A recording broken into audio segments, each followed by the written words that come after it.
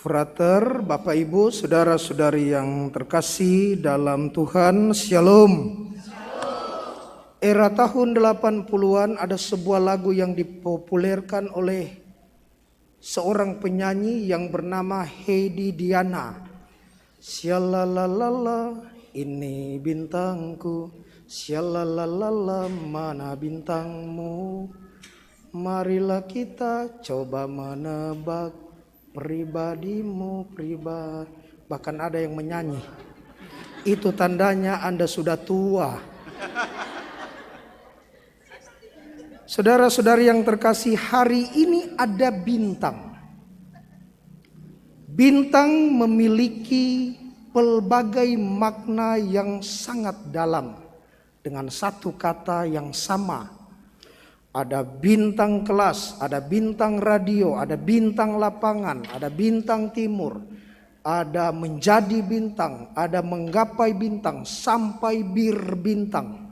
Itu ada makna tertentu.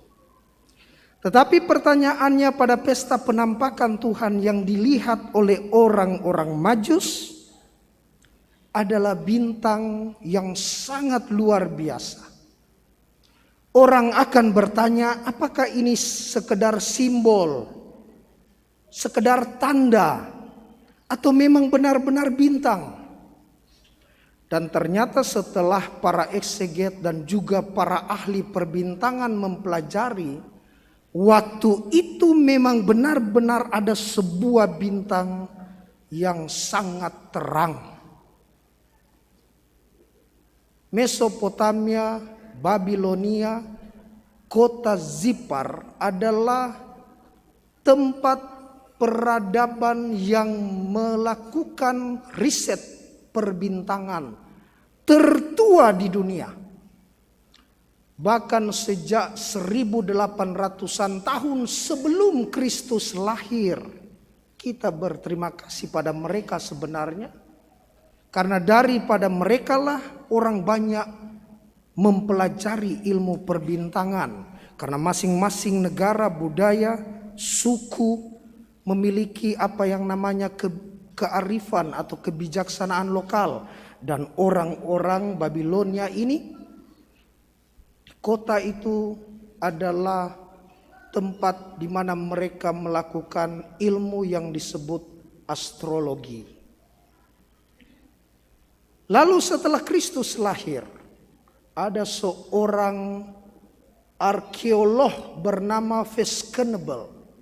Dia melakukan penggalian di Menara Zipar tahun 1925 dan dia menemukan di sana ada peninggalan kuno, ya, di kota Zipar di Babilonia itu ada sebuah tulisan dalam bahasa Babylon kuno, bunyinya begini. Molo babar ukaiwanu inajipatih. Molo babar ukaiwanu inajipatih. Apa artinya? Artinya adalah Jupiter sebagai the royal planet. Planet-planet tentu besar, kalau kecil namanya umba-umba, onde-onde, planet ya besar. Tapi yang paling besar, terbesar adalah Jupiter.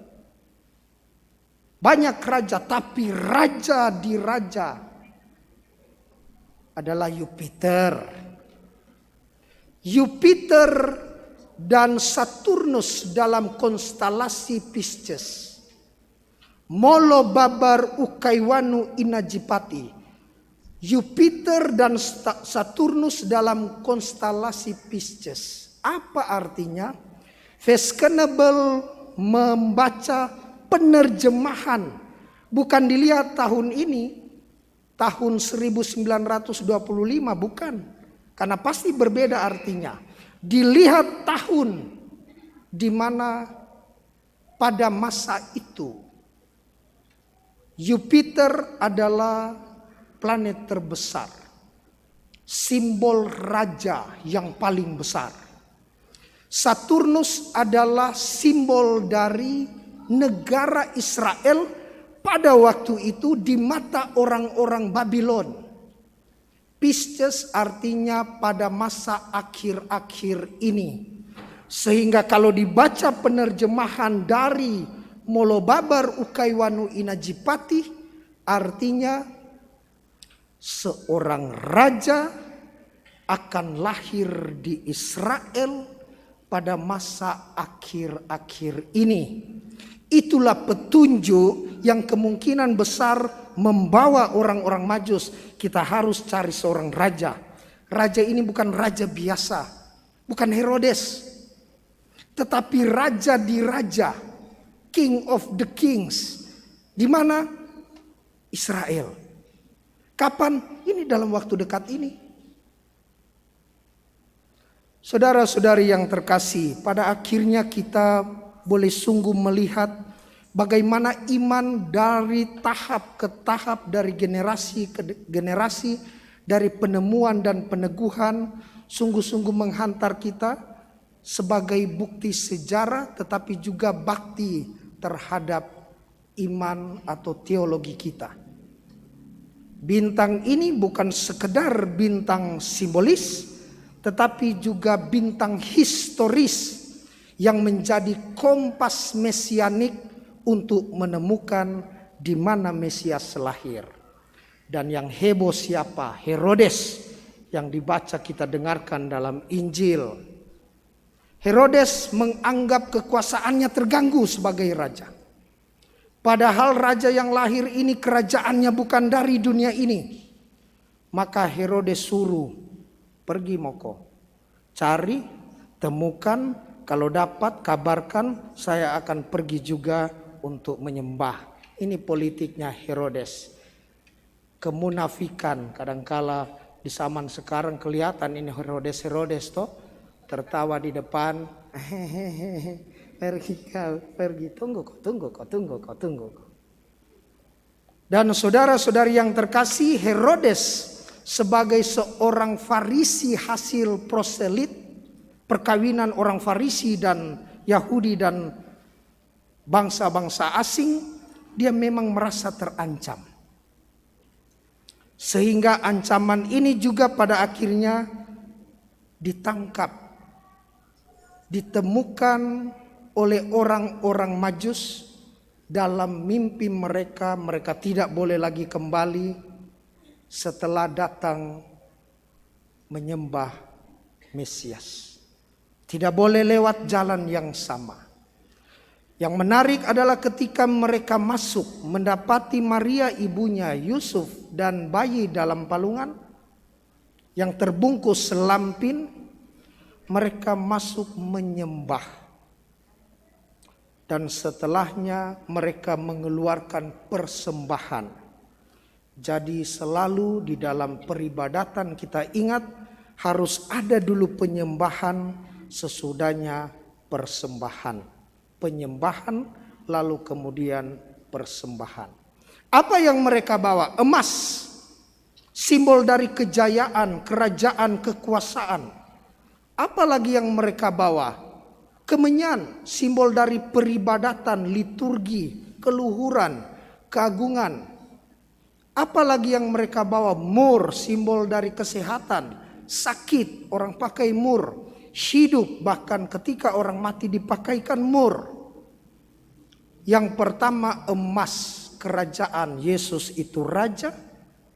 Yang kedua kemenyan, yakni peribadatan keluhuran yang dipakai imam, Yesus itu imam.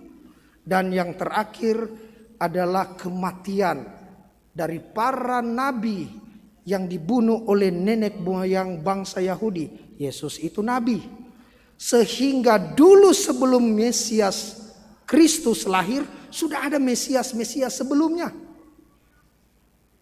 Yang diurapi yang sebelumnya sudah ada. Orang yang populer berpengaruh dipandang oleh orang Yahudi sebagai inilah Mesias.